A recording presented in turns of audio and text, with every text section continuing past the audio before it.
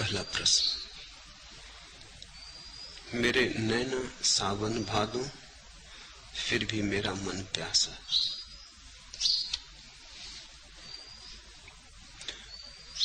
मन जब तक है तब तक प्यासा ही रहेगा।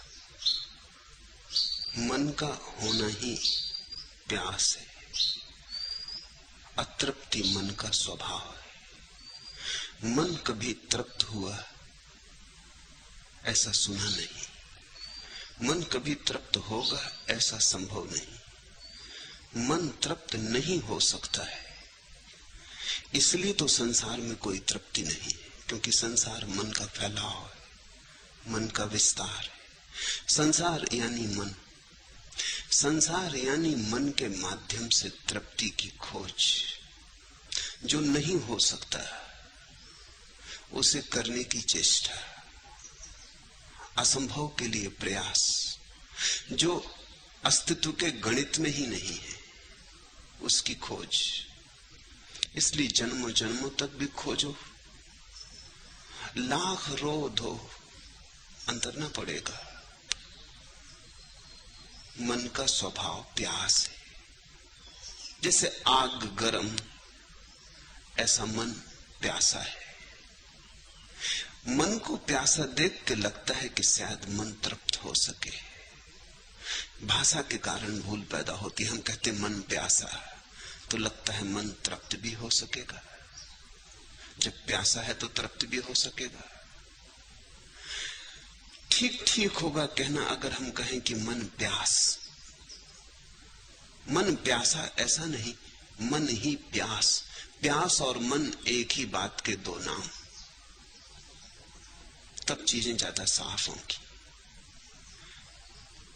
तो प्यास तो कभी भी तृप्त नहीं हो सकती। प्यास का तो स्वभाव ही प्यास है। जब तृप्ति होगी तो प्यास न रहेगी। ऐसा थोड़ी कहोगे प्यास तृप्त हो गई, ऐसा ही कहोगे अब प्यास न रही। प्यास की तृप्ति का अर्थ होता है प्यास का न हो जाना, और मन भी वहीं तृप्त होता है जहां नहीं हो जाता है। जहां मन मिटा वहां तृप्ति। जब तक मन है तब तक मन की आग जलती रहेगी, और हम इस मन की आग में खूब खूब घृत डालते, नई नई आकांक्षाओं के, नई नई वासनाओं के, नई नई योजनाओं के। हम ईंधन को और भी प्रज्वलित करते रहते। मेरे नैना सावन भादों फिर भी मेरा मन प्यासा। आंखों के रोने से मन के तृप्त होने का कोई संबंध ही नहीं। आंखों के आंसुओं से थोड़ी मन की तृप्ति का कुछ लेना देना है कि तुम कितने रोए, उस मात्रा में तृप्ति हो जाएगी। रोना धोना बंद करो, रो तो बहुत लिए। इस रोने से तो मन की ही गति बढ़ती है, क्योंकि रो रो के तुम यही कहते हो कि अब तक नहीं मिला, कब मिलेगा। अब तक नहीं आई मंजिल, पास कब आएगी। रो रो कर तुम कहते क्या हो? रो रो के तुम समझाने की कोशिश कर रहे अस्तित्व को कि देखो मैं कितना रो रहा हूं, अब तो कृपा करो। लेकिन तुम जो मांग रहे हो वो हो नहीं सकता। अस्तित्व के पास भी कोई उपाय नहीं।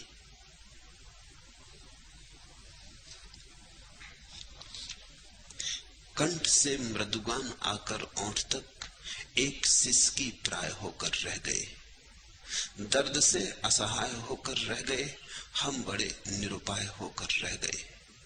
फिर वही नासूर उभरे वक्त के एक बेबस हाय होकर रह गए। हाट खुशियों की लगाई थी यहाँ, अश्रु के व्यवसाय होकर रह गए। पग पहुंचते ही प्रणय सोपान पर स्वप्न सब क्रसकाय होकर रह गए। इस जीवन में योजनाएं तो हम बनाते हैं, लेकिन कौन सी योजना पूरी होती? कब कौन सिकंदर जीत पाता है? कब कौन पहुंच पाता है? सपने हम सब संजोते। हाट खुशियों की लगाई थी यहाँ, अश्रु के व्यवसाय होकर रह गए। करते कुछ है, होता कुछ है। तुमने तो मांगी तृप्ति थी, आंखें आंसू बन गई। ठीक है, यही होगा, क्योंकि जिस दिशा में तुम मांग रहे हो उस दिशा में मिलन नहीं। भीतर चलो। मन का अर्थ होता है बाहर की यात्रा, बहिर यात्रा। मन का अर्थ होता है कहीं और खोज रहे। अमन का अर्थ होता है अब कहीं और नहीं खोज रहे, अपने भीतर झांक रहे। अब वहीं बैठे हैं जहां अस्तित्व स्वयं का है। अब स्वयं के केंद्र पर ठहरे, अकंप। जब तक ऐसा न होगा तब तक कंठ से जो गान उठेंगे वो भी ओंठ तक आते आते सिसकियां हो जाएंगे। कंठ में मृदुगान आकर ओंठ तक एक सिसकी प्राय होकर रह गए। दर्द से असहाय होकर रह गए, हम बड़े निरुपाय होकर रह गए। फिर वही नासूर उभरे वक्त के एक बेबस हाय होकर रह गए। प्रश्न तुम्हारा समझता हूं, लेकिन तुम मेरे उत्तर को भी समझने की कोशिश करो। जब भी तुम रोए हो तो दो तरह के उत्तर दिए गए। एक तो उत्तर है सांत्वना का। जिनको तुम साधारणता साधु संत कहते हो वो तुम्हें सांत्वना बंधाते, वो तुम्हें तुम्हारे आंसू पोंछ देते हैं, पीठ थपथपा देते हैं, लोरी गा देते। वो कहते हैं सब ठीक हो जाएगा बच्चा, प्रभु कृपा से सब ठीक होगा, घबरा मत, ये ले मंत्र, इसका जाप कर, ये ले माला, इसे फेर, सब ठीक हो जाएगा। ये जो सांत्वना देने वाले लोग हैं यही तुम्हें भटकाए हुए। ये तुम्हें जगने भी नहीं देते। तुम्हारा विषाद इतना है कि तुम्हारा विषाद जगा सकता था, लेकिन लोरी गाने वाले भी बहुत है, थपकियां देकर सुनाने वाले भी बहुत है, जो कहते हैं अब तक ठीक नहीं हुआ, कोई फिक्र नहीं, कल ठीक हो जाए। भरोसा रख भाग्य पर, भगवान पर। पूजा कर, पाठ कर, हवन कर, यज्ञ कर। अब तक तूने अपनी ही तरफ से चेष्टा की थी पाने की, अब भगवान का भी साथ लेके पाने की चेष्टा कर। अब तक तूने कोशिश तो की, लेकिन कोशिश पूरी न थी। अब समग्र मन प्राण से चेष्टा कर, और गहरा उपाय, और योग लगा, और विधि जुटा, और एकजुट होकर जूझ जा। जीत तेरी है। ऐसे लोगों को कहते हैं असंभव कुछ भी नहीं। मेरे एक शिक्षक थे, उन्हें तो कुछ अंदाजा था। मैट्रिक में मुझे पढ़ाते थे, तो उन्होंने सिकंदर का प्रसिद्ध वचन उद्धृत किया, असंभव कुछ भी नहीं, संसार में असंभव कुछ भी नहीं। और जब उन्होंने ये वचन उद्धृत किया तो वो इसको समझाने भी लगे कि संसार में असंभव कुछ भी नहीं। और उन्होंने बड़ी ओजस्वी वक्तृता दी। मैंने उनसे खड़े होकर कहा कि आप जो कह रहे हैं कितने ही अच्छे शब्दों में कहें और कितनी लफ्फाजी करें, ये बात सच नहीं है। क्योंकि सिकंदर की खुद की जीवन की हार कह रही है। सिकंदर के वक्तव्य से क्या होगा कि असंभव कुछ भी नहीं। और मैंने कहा इस तख्ते पर लिखे 2 और 2 और जोड़ के 3 कर दें। आप कहते हैं असंभव कुछ भी नहीं, छोटी सी बात है, तख्ता पास है, चाक रखी है हाथ में आपके, 2 और 2 को जोड़ के 3 कर दें। अगर 2 और 2 जोड़ के 3 हो जाएं तो मैं मान लूंगा कि असंभव कुछ भी नहीं। ये छोटी सी बात भी नहीं हो सकती, लेकिन लोग अपने आंसू पोंछने में उत्सुक है। मेरे पास आ जाते लोग, मुझसे कहते हैं कि हमारा आत्मविश्वास कैसे मजबूत हो, कोई उपाय बताएं। वो सोचते हैं बड़ी आध्यात्मिक खोज कर रहे हैं, आत्मविश्वास कैसे मजबूत हो। इसी तथाकथित आत्मविश्वास की वजह से तुम जन्मों जन्मों भटके हो। अब तक टूटने नहीं दिया, अब तक टूटा नहीं। तुम्हारा आत्मविश्वास टूट जाए तो तुम समर्पित हो जाओ, तो तुम अर्पित हो जाओ प्रभु को। मगर ये अकड़, कोई कहता मेरा संकल्प, विल पावर कैसे मजबूत हो। क्या करोगे विल पावर मजबूत करके? संकल्प मजबूत करके करना क्या है? किसी को धन कमाना है, किसी को पद, किसी को प्रतिष्ठा, साम्राज्य बनाने हैं, यश के, गौरव के। लेकिन कब कौन बना पाया? तो एक तो है सांत्वना देने वाले संत, जो कि झूठे संत हैं। वे तुम्हारी मन की ही सेवा कर रहे हैं, हालांकि वे तुम्हें प्रीतिकर लगेंगे, क्योंकि जो भी तुम्हारे आंसू पहुंच देगा वही प्रीतिकर लगेगा। और जो भी तुम्हें थपकी देकर सुला देगा और कहेगा कि राजा बेटा सो जाओ, वही अच्छा लगेगा कि कितना प्यारा संत है। मैं उनमें से नहीं हूं। मैं तुम्हें वही कहना चाहता हूं जैसा है, चाहे कितनी ही कड़वी हो दवा, चाहे पीने में तुम कितना ही नानुच करो, चाहे तुम भागो, चाहे तुम नाराज हो, लेकिन जो है मैं तुमसे वही कहना चाहता हूं। मैं तुम्हें सांत्वना देने में उत्सुक नहीं हूं। जगा सकूं तो ठीक, तुम्हें सुलाने में मेरी कोई उत्सुकता नहीं।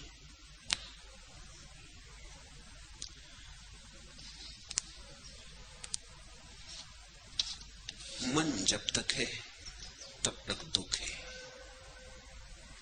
मन जब तक है तब तक नरक है। तुम मन के पार उठो। मन से बहुत झांक के देख लिया, अब जरा मन को सोने दो, तुम जागो। अब मन की खिड़की से हटो। यही तो अर्थ है ध्यान का, मन की खिड़की से हट जाना। जब कोई विचार ना हो तुम्हारे भीतर, कोई विचार ना हो, कोई विचार की तरंग ना हो, तब प्यास बचती है। कभी एकाध क्षण ऐसा पाया जब कोई विचार नहीं, तुम बैठे निर्विचार, निस्तरंग। उस क्षण कोई प्यास उठती है, उस क्षण अनुभव होता है कि मैं प्यासा हूं। उस क्षण तृप्ति ही तृप्ति बरस जाती है। उस क्षण कोई अतृप्ति नहीं होती। तो ये तो बहुत छोटा सा गणित है। जहां तक विचार है वहां तक प्यास, जहां से निर्विचार शुरू हुआ वहां से तृप्ति। तो एक ही काम करो, एक ही काम करने जैसा है, और सब करना न करने जैसा है, और सब किया एक दिन अनकिया हो जाएगा। एक ही काम करने जैसा है जो कभी अनकिया न होगा। और तुमने जो किया मौत छीन लेगी। एक ही काम ऐसा है जो मौत नहीं छीन पाएगी अगर तुम कर पाए। उस काम का नाम ध्यान। थोड़ी थोड़ी घड़ियां निकालने लगो, बैठने लगो। विचार चलते रहें, चलने दो, देखते रहो शांति से। न जाओ उनके साथ, न करो उनका विरोध, न निंदा न स्तुति। न कहो कि ये विचार कितना सुंदर आया, न कहो कि ये कहां का दुर्विचार मेरे भीतर प्रविष्ट हुआ। नहीं कोई निर्णय लो, न्यायाधीश ना बनो, साक्षी बने बैठे रहो। चलने दो ये ट्रैफिक विचार का, ये राह चलने दो। तुम बैठे रहो। काले गोरे सब तरह के विचार निकलेंगे, बुरे भले सब तरह के विचार निकलेंगे। ये राह है। इससे तुम इतना भी संबंध मत रखो कि ये मेरा मन है। तुम्हारा क्या लेना देना है? तुम मन नहीं हो, तुम देह नहीं हो। तुम जरा भीतर से बैठकर इसे देखते रहो। देखते देखते देखते देखते एक दिन ऐसी घड़ी आएगी, पहले तो बड़ी कठिनाई होगी। विचारों पे विचार आते जाएंगे, जैसे सागर में तरंगों पे तरंगें आती। कोई अंत ही न मालूम होगा, बड़ा अंधेरा मालूम होगा। लेकिन घबराना मत, पनपने दे जरा आदत निगाहों को अंधेरों की। अंधेरे में अंधेरा रोशनी के काम आएगा। न जाने दर्द को दिल अब कहां आराम आएगा। जहां यह उम्र सिर रख दे कहां वह दाम आएगा। अभी कुछ और बढ़ने दे पलक पर इस समुंदर को, तभी तो मोतियों का और ज्यादा दाम आएगा। घबराना मत। अगर पहले अंधेरा भी मालूम पड़े तो देखते ही चले जाना। जैसे भरी दोपहरी में कोई आता है घर, धूप से भरी आंखें, घर में प्रवेश करता है तो अंधेरा ही अंधेरा मालूम होता है। आंखों की थोड़ी आदत तो बनने दो। बैठ जाता, सुस्ता लेता घड़ी भर। जैसे जैसे सुस्ताता है आंखें राजी होती जाती। पहले घर में आके अंधेरा मालूम हुआ था, अब अंधेरा नहीं मालूम होता, अब बड़ी शीतल रोशनी मालूम होती। पनपने दे जरा आदत निगाहों को अंधेरों की, अंधेरे में अंधेरा रोशनी के काम आएगा। एक बार देखने की आदत बन जाए अंधेरे को, तो अंधेरे को देखते देखते ही रोशनी पैदा होनी शुरू हो जाती। पहले तो बड़ा अंधकार मालूम होगा, विचार विक्षिप्तता मालूम होगी, देखते रहना। पनपने दे जरा आदत निगाहों को अंधेरों की, बस जरा आदत पनपने की बात है। और विचारों की इन धाराओं को देखकर बहुत बार ऐसा प्रश्न उठने लगेगा कि इसका कोई अंत होगा, ये कभी समाप्त होने वाला है। कहते हैं बुद्ध पुरुष की समाप्त हो जाता है, लेकिन भरोसा ना आएगा। बहुत बार नाव डगमगा जाएगी, बहुत बार चित्त कहेगा लौट चलो, पहले ही ठीक थे, इस किस झंझट में पड़े, समय क्यों गंवाते हो। जब भी ध्यान को बैठोगे मन कहेगा क्यों समय गंवाते हो, ये होने वाला है, हुआ होगा किसी को, कम से कम तुम्हें तो नहीं होने वाला है, और जो तुम्हें नहीं हो सकता वो किसी और को भी कैसे हुआ होगा। झूठी है सब बातें, ये ध्यान और समाधि ये कल्पना के जाल है, ऐसा मन समझाएगा। न जाने दर्द को दिल अब कहां आराम आएगा, जहां यह उम्र सिर रख दे कहां वह धाम आएगा। विचार और विचारों के तूफान और अंधड़ों में बहुत बार लगने लगेगा है कोई ऐसी जगह जहां सिर रख के आराम आ जाए, जहां यह उम्र सिर रख दे कहां वह धाम आएगा। नहीं लगेगा कि नहीं ऐसा कोई धाम है, ऐसा कोई तीर्थ नहीं है जहां सिर रखने का वो उपाय हो। ये विक्षिप्तता शाश्वत अनंत मालूम होती, ये सदा से है, सदा रहेगी। पर फिर भी मैं तुमसे कहता हूं, अगर थोड़ा धीरज रखा तो वो धाम आ जाता है, और जितनी देर से आता हो उतना ही बहुमूल्य है। अभी कुछ और बढ़ने दे पलक पर इस समुद्र को, तभी तो मोतियों का और ज्यादा दाम आएगा। अगर तुमने थोड़ा साहस रखा, धैर्य रखा और देखते ही चले गए, तो तुम धीरे धीरे पाओगे छोटे छोटे झरोखे आने लगे। कभी कभी विचार नहीं होता, एक क्षण को सपाट शून्य हो जाता है, और उसी शून्य में झरता है अमृत, उसी शून्य में तृप्ति, उसी शून्य में प्यास नहीं होती। तुम परम तृप्त होते हो, संतुष्ट, एक गहन परितोष, आनंद, एक अपूर्व रस की धार बहने लगती।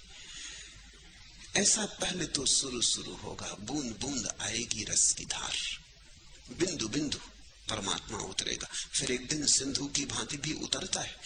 तुम जैसे जैसे राजी होने लगे, पात्र जैसे जैसे तैयार होने लगा, वैसे वैसे ज्यादा ज्यादा रस की धार बहने लगती। मन से तो कभी कोई तृप्त नहीं हुआ है, जो हुए हैं तृप्त मन के पार जाकर हुए। ध्यान से तृप्ति है, मन से अतृप्ति है। ऐसा कहो, मन यानी अतृप्ति, प्यास, असंतोष, ध्यान यानी तृप्ति, संतृप्ति, परितोष।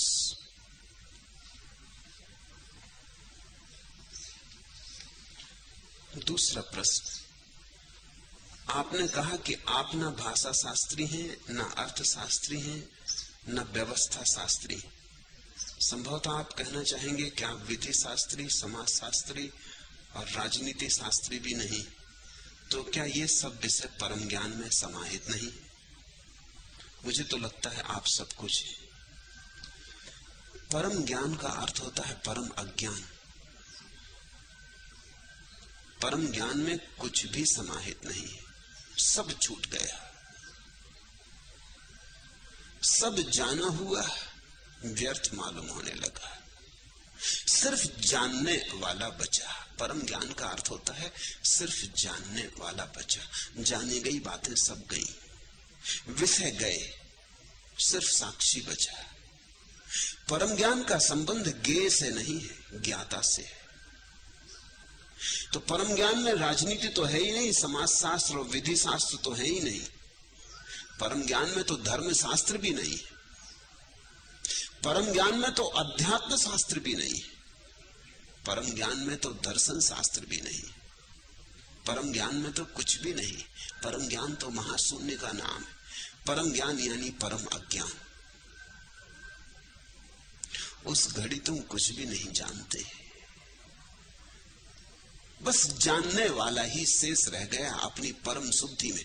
क्योंकि जो भी तुम जानते हो वो तुम्हारे जानने वाले को अशुद्ध करता है, विकृति होती, मिलावट हो जाती। चेतना के स्वभाव को समझो। चेतना का स्वभाव है, चेतना जो भी जानती है उसी का रूप ले लेती, उसी का आकार ले लेती, तदाकार हो जाती। जैसे जब तुमने गुलाब का फूल देखा तो तुम्हारी चेतना गुलाब का फूल बन जाती, उसका रूप ले लेती। नहीं तो तुम देख कैसे पाओगे गुलाब के फूल को? गुलाब का फूल तो बाहर है, भीतर तो है नहीं। आंख से गुलाब के फूल की तस्वीर जाती, तस्वीर भी नहीं जाती। अगर तुम वैज्ञानिक से पूछो, आंख के जानकार से पूछो तो तस्वीर भी नहीं जाती। क्योंकि आंख पर तस्वीर बनती है जरूर, पर आंख के पीछे तो सिर्फ स्नायुओं का जाल है, उनसे तस्वीर जा नहीं सकती। स्नायुओं से तो कुछ रासायनिक प्रक्रियाएं जाती, रासायनिक प्रक्रियाएं जाके तुम्हारी चेतना में पुनः किसी चीज को जन्म देती। वहां तुम गुलाब का फूल देखते हो तो तुम्हारी चेतना ही गुलाब के फूल का आकार लेती। इसलिए तो गुलाब के फूल को देखते देखते तुम ऐसे मग्न हो जाते हो, ऐसी सुवास से भर जाते हो, तुम गुलाब के फूल हो गए। कृष्णमूर्ति बार बार कहते हैं, the observer is the observed. वो जो अवलोकन कर रहा है वो अवलोकित है। जब तुम गुलाब के फूल को देखते हो तो गुलाब का फूल तो बाहर है, उसे तो तुम देख ही नहीं सकते। तुम बाहर गए कहां? तुम भीतर हो, गुलाब का फूल बाहर है। लेकिन तुम्हारे भीतर एक गुलाब का फूल आकृति लेता है।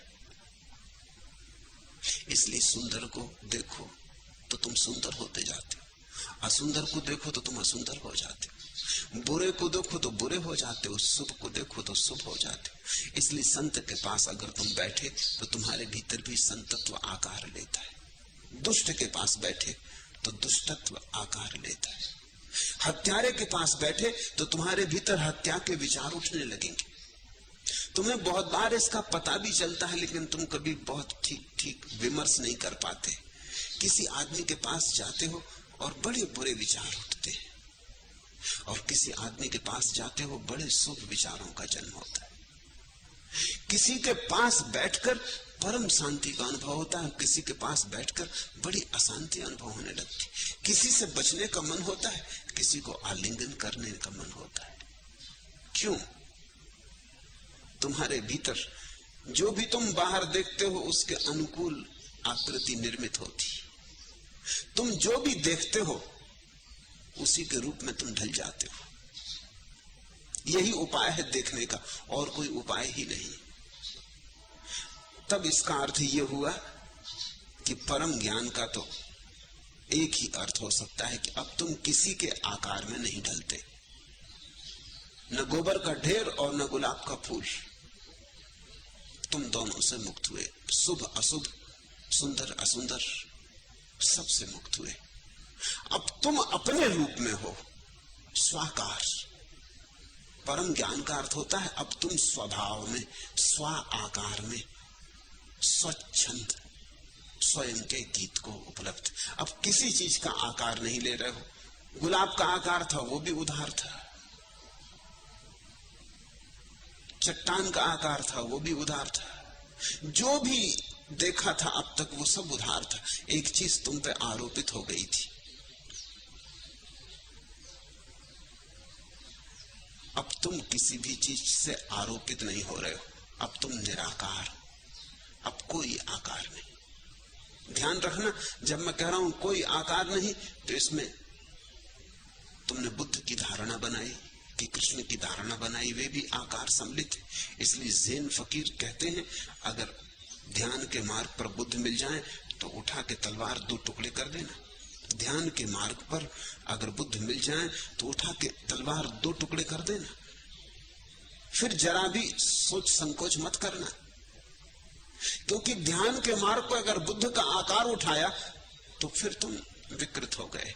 बुद्ध का आकार भी विकृत कर देगा।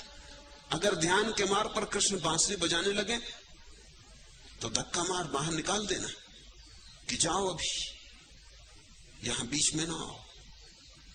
ये कहां तुम बांसुरी लिए चले आ रहे? क्योंकि ध्यान में तो वह भी विघ्न है। चाहे क्राइस्ट दिखाई पड़े, चाहे कृष्ण, चाहे बुद्ध, चाहे महावीर, उनको नमस्कार कर लेना, उनसे बच के निकल जाना, अपना पल्ला छुड़ा लेना उनसे। वो तुम्हारे ही मन के विचार है। अंतिम विचार मन उठा रहा, मन कहता अब संसार से तुम छूट रहे हो, चलो मैं तुम्हें मोक्ष दे दूं। तुम कहते हो धन में तुम्हारी उत्सुकता नहीं, मैं तुम्हें बुद्ध दे दूं। मन आखिरी प्रलोभन दे रहा। मन कह रहा तुम्हें जिन खिलौनों में रुचि हो वही देने को मैं राजी हूं, कृष्ण को खड़ा कर दूं। मन कल्पनाएं कर रहा है और सभी कल्पनाएं तुम्हें विकृत कर जाती। परम ज्ञान की अवस्था, इसलिए मैं कहता हूं परम अज्ञान की अवस्था है, क्योंकि परम ज्ञान की अवस्था परम निर्दोषता की अवस्था है। प्राइमल इनोसेंस, वो जो मौलिक निर्दोषता है, कुंवारापन है, उसकी अवस्था है, जहां अभी ज्ञान ने ज्ञाता को विकृत नहीं किया। ज्ञान उठा, विकृति उठी, ज्ञान उठा, मन उठा, ज्ञान उठा, उपद्रव शुरू हुआ। जहां तुमने जाना वहीं से संकीर्ण हुए। जानना मात्र संकीर्ण कर देता है। इसलिए तो उपनिषद कहते हैं कि जो कहे कि जानते हैं, जान लेना कि नहीं जानते। जो कहे कि नहीं जानता हूं, जानना कि वही जानता है। इसलिए तो बुद्ध चुप रह गए। जब किसी ने पूछा ईश्वर को जानते हैं तो चुप रह गए। इसका उत्तर देने में गलती हो जाएगी। उत्तर देना ही गलत होगा। जो भी उत्तर दिया जाएगा गलत होगा। उत्तर मात्र गलत होगा। कहो कि जानता हूं तो भूल हो गई, कहो कि नहीं जानता हूं तो भूल हो गई, क्योंकि जानता तो हूं। ये कहना कि नहीं जानता हूं असत्य होगा, और ये कहना कि जानता हूं विकृति होगी। इसलिए चुप रह जाने के सिवाय उपाय नहीं। तो परम उत्तर तो मौन ही है, निशब्द शून्य ही है। परम ज्ञान में कुछ भी समाहित नहीं है। परम ज्ञान सभी चीजों से मुक्त हो जाने की परम दशा है, सबका अतिक्रमण। लेकिन तुम कहते हो कि मुझे लगता है कि आप सब कुछ है। तुम्हारा लगना तुम्हारे मोह, तुम्हारी प्रीति का लक्षण है। तुम्हें मुझसे मोह है तो तुम्हें लगता है सब कुछ। मुझे मुझसे बिल्कुल मोह नहीं, इसलिए मैं तुमसे कहता हूं कुछ भी नहीं। तुम्हारे मोह को मैं समझता हूं। तुम्हारे मोह के कारण तुम्हें लगता होगा कि मैं सब जानता हूं, लेकिन मैं तुम्हें ये बात कह देता हूं, इसे गांठ में बांध के रख लो कि मैं कुछ भी नहीं जानता हूं। जानना जहां तक है वहां तक तो जाना ही कहां, वहां तक तो उपद्रव जारी है।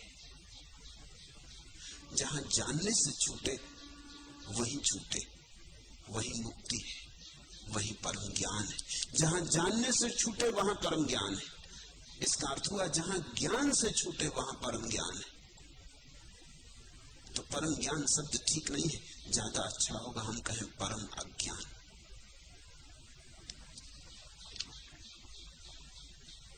तीसरा प्रश्न, कृपा पूर्वक समझाएं कि बुद्ध पुरुषों की पहचान क्या है।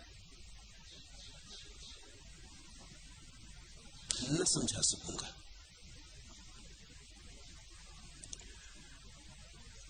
इस संबंध में कृपा करने का भी कोई उपाय नहीं। ये बात कही ही नहीं जा सकती। बुद्ध पुरुषों की कोई पहचान नहीं, और जितनी पहचानें तुम बना लोगे उनसे भूल चूक करोगे। क्योंकि जब भी बुद्धत्व प्रकट होता है तब इतना अनूठा होता है, इतना अद्वितीय, इतना बेजोड़ कि वैसा पहले कभी हुआ ही नहीं था और वैसा पीछे फिर कभी नहीं होगा। पुनरुक्ति तो होती नहीं। तो तुम जो भी पहचान बना लोगे वो अड़चन हो जाएगी। अगर तुमने गौतम बुद्ध को देख के पहचान बना ली तो तुम महावीर को ना पहचान पाओगे। अगर महावीर को देख के पहचान बना ली तो तुम कृष्ण को ना पहचान पाओगे। अगर कृष्ण को देख के पहचान बना ली तो तुम मोहम्मद को ना पहचान पाओगे। तुमने जिसको देख के पहचान बना ली तुम उसी से बन जाओगे और बाकी अनंत अनंत बुद्ध तुम्हारी आंख से ओझल हो जाएंगे। तो पहचान से तुम चूकोगे, पहुंचोगे नहीं, क्योंकि सब पहचान संकीर्ण होगी। पहचान का मतलब होगा एक बुद्ध की होगी, बुद्धत्व की तो कोई पहचान नहीं होती। बुद्धत्व तो बड़ी विराट घटना है। जितने बुद्ध हुए हैं सब, जितने आज हैं सब, और जितने भविष्य में होंगे सब, समस्त बुद्धों में कुछ है जो एक सा है और कुछ है जो बिल्कुल एक जैसा नहीं। वो जो कुछ एक सा है वो आंतरिक है, वो दिखाई नहीं पड़ता, उसकी बाहर से पहचान नहीं हो सकती। और जो दिखाई पड़ता है, जो समझ में आता है, वो बिल्कुल अलग अलग है। महावीर नग्न खड़े, कृष्ण पीतांबर वस्त्रों में, सुंदर रेशमी वस्त्रों में, मोर मुकुट बांधे, बांसुरी लिए खड़े। जीसस सूली पर लटके। जीसस को तुम पाओगे यहूदियों के मंदिर में कोड़ा लिए, लोगों को खदेड़ते, बड़े सक्रिय। इधर बुद्ध है, मूर्ति की भांति बोधि वृक्ष के नीचे बैठे, जैसे कभी हिलेंगे ही नहीं, डुलेंगे ही नहीं। इधर लाओत्सु है जो बिल्कुल साधारण से साधारण मनुष्य की तरह जी रहा है कि तुम्हें राह पर मिल जाएगा तो तुम पहचान न सकोगे भीड़ में। सबसे साधारण वही है। और इधर मोसेस है, जरथुस्त्र, बड़े विशिष्ट। लाखों की भीड़ में होगे तो भी तुम जरथुस्त्र को पहचान लोगे, वो अलग दिखाई पड़ेंगे। और फिर भी इन सब के भीतर एक ही घटना घटी है बुद्धत्व की, ये सब जाग गए। ऐसा समझो कि तुम 1000 तरह के लैंप बना लो, 1000 तरह के लालटेन कंदील बना लो। किसी में लाल रंग का कांच लगा दो, किसी में पीले रंग का, किसी में हरे रंग का, किसी में बहुत मोटा कांच लगा दो, किसी में बहुत पतला कांच लगा दो, किसी में सफेद बहुत पारदर्शी। और सब कंदील अलग अलग ढांचे, ढंग, रूप, रंग के हो, और तुम सबको जला दो तो सभी के भीतर रोशनी एक होगी और सभी के बाहर अलग अलग रूप प्रकट होगा। नीले कांच से नीला रंग झरता हुआ मालूम होगा। और रोशनी नीली नहीं है, रोशनी तो एक ही है भीतर, लेकिन ये जो कांच की परत है ये उसे नीला कर रही। लाल से लाल रंग झरता मालूम होगा, पीले से पीला रंग झरता मालूम होगा। कोई कंदील सतरंगी हो सकती, उससे पूरा इंद्रधनुष निकलता मालूम होगा। कृष्ण ऐसी ही कंदील, इंद्रधनुषी, 7 रंग, मोर पंख। लाओत्सु ऐसी कंदील है, इतना पारदर्शी कि तुम्हें पता ही नहीं चलेगा कि कंदील है भी, कि कांच है भी। इतना पारदर्शी कि जब तक तुम जाके छू ही ना लोगे तुम्हें पता ही नहीं चलेगा। बहुत पारदर्शी कांच को दूर से तुम देख नहीं सकते, टकरा जाओगे तभी पता चलेगा कि अरे कोई है। अलग अलग बुद्ध है, महावीर है। महावीर बिना कांच के सिर्फ रोशनी चल रही, नग्न खड़े, कोई रंग रूप नहीं, लेकिन रोशनी एक है। अब इस रोशनी के लिए क्या कहें? और ये रोशनी बाहर की नहीं है, ये रोशनी भीतर की, चैतन्य की, बुद्धत्व यानी चैतन्य, जागरूकता की। मैं तुमसे ये कह भी दूं तो कुछ हल तो ना होगा। मैं तुमसे कहूं कि बुद्धत्व की एक ही पहचान है, परम जागरूकता। इससे क्या हल होगा? इससे कुछ तुम्हें सहायता तो ना मिलेगी। परम जागरूकता, तुम कहोगे परम जागरूकता यानी क्या? प्रश्न वहीं के वहीं खड़ा रहेगा। तुम सोए हुए हो, तुमने सिर्फ सोने का स्वाद जाना है, जागरण का तो तुम्हें कुछ भी पता नहीं। जागरण शब्द तुम्हें मालूम, जागरण का कोई अनुभव नहीं। जब तक तुम जागो ना तब तक तुम जान ना सकोगे। बुद्ध हुए बिना बुद्धत्व को जानने का कोई उपाय नहीं। अनुभव काम आएगा, परिभाषा काम ना आएगी, लेकिन कुछ इशारे किए जा सकते हैं। इसको परिभाषा मत समझना, सिर्फ इशारे। इशारे और परिभाषा में फर्क समझ लेना।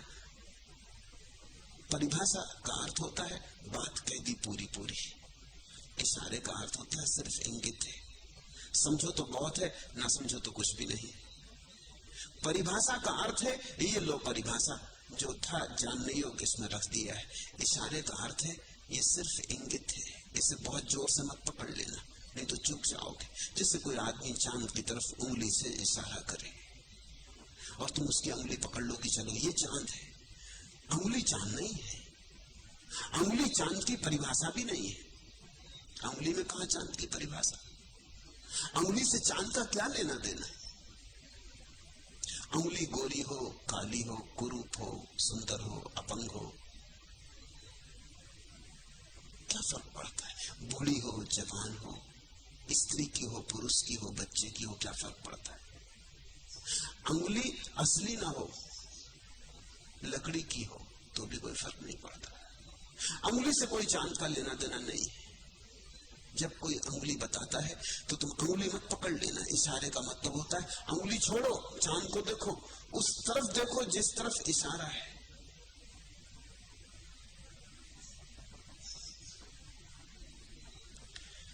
ये इंगित है, परिभाषाएं नहीं।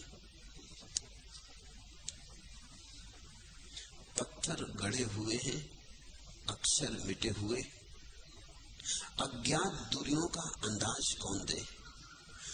हर ओंठ पर जड़ी है गीतों की बेकसी, फिर पांव को थिरकने का राज कौन दे। जिस व्यक्ति के पास तुम्हें अज्ञात दूरियों का अंदाज मिले, एक इशारा।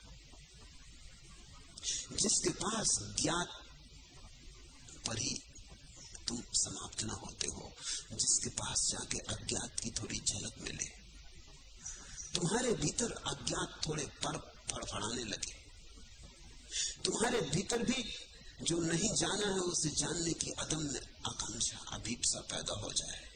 तुम्हारे भीतर एक नई प्यास का जन्म हो जिससे तुम कभी परिचित ही न थे। धन की प्यास थी, पद की प्यास थी, एक नई प्यास, सत्य की प्यास उठे। पत्थर गढ़े हुए हैं, अक्षर मिटे हुए, अज्ञात दूरियों का अंदाज कौन दे। इस संसार में तो ऐसी हालत है जैसे मील का पत्थर हो और उसके अक्षर मिट गए। ऐसी हालत है लोगों की, लोग पथरीले हो गए और उनकी आत्मा के सब अक्षर मिट गए।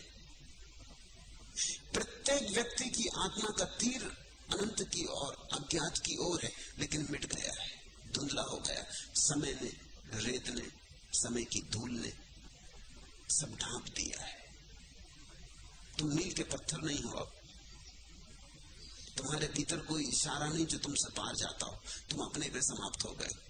ऐसा समझो कि जैसे मील के पत्थर को किसी ने हनुमान जी समझ के पूजा शुरू कर दी, लाल रंग से रंगे बैठे और अक्षर भी मिट गए, तो किसी ने फूल चढ़ा दिए और हनुमान जी की पूजा शुरू हो गई। अब इससे कोई इशारा आगे की तरफ नहीं जाता, ये अपने पे ही बात खत्म हो गई। पत्थर गढ़े हुए हैं, अक्षर मिटे हुए, अज्ञात दूरियों का अंदाज कौन दे। इस संसार में जब कभी तुम्हें कोई ऐसा व्यक्ति मिल जाए जैसे तुम्हारे भीतर अज्ञात की सुगबुगाहट पैदा होने लगे, तुम्हारे भीतर एक नई खोज पैदा हो, अनजानी, अपरिचित, कभी न जानी, कभी न पहचानी,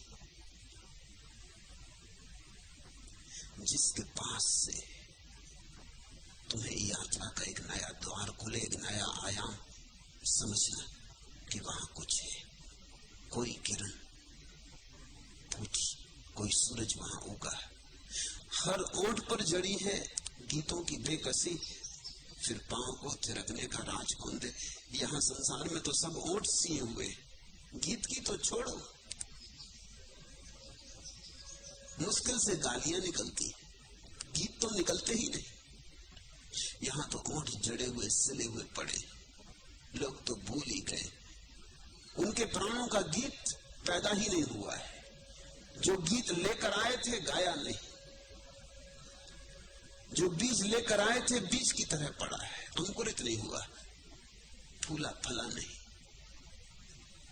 फिर पांव को थिरकने का राज कौन दे? यहां तो नाच लोग भूल ही गए हैं, नृत्य भूल ही गए हैं, उत्सव भूल ही गए।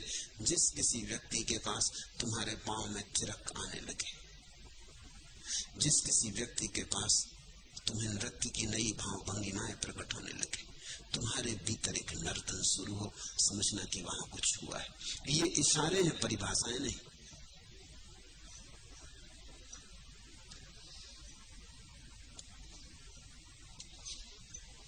रात है, सो गई दुनिया थकन से चूर, नींद में भरपूर।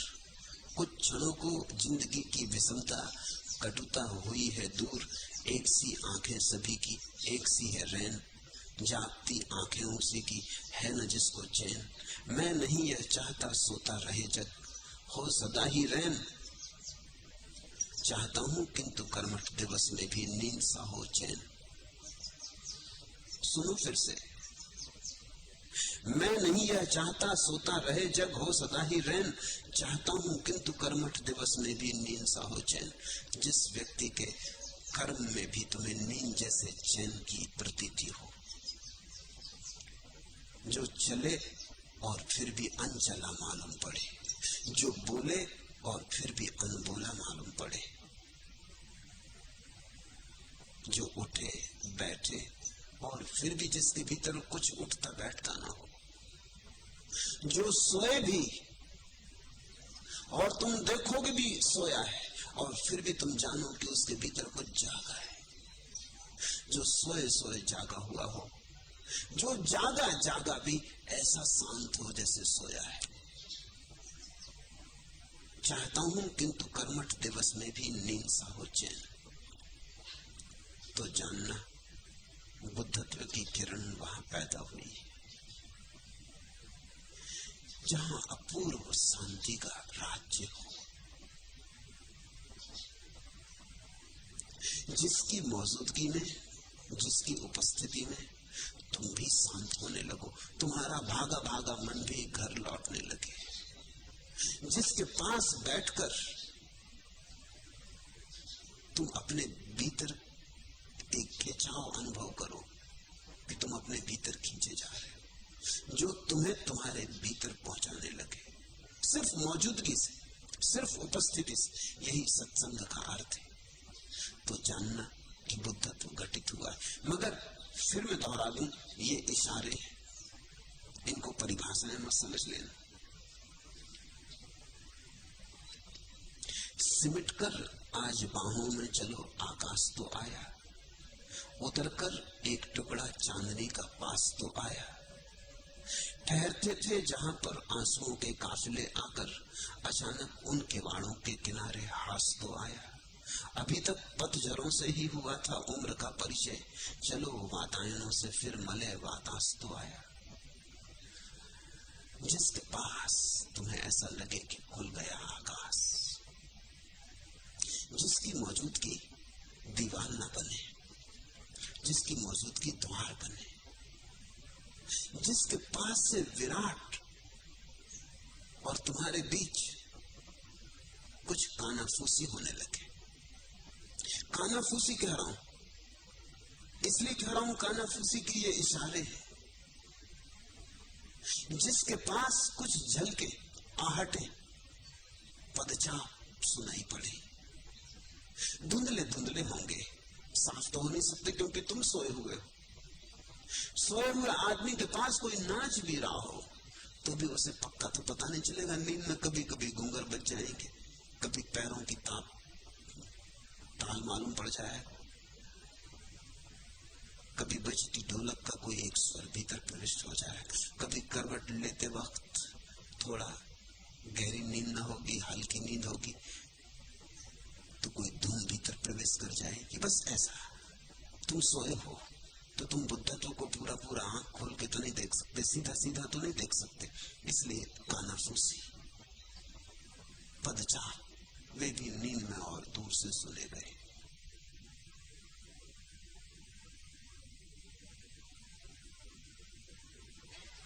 कभी तुमने देखा सुबह सुबह जागने के करीब हो, नींद टूट रही है, नहीं भी टूटी है, जागे भी नहीं भी जागे, आधे आधे बीच में हो, दूध वाला दस्तक देने लगा द्वार पर,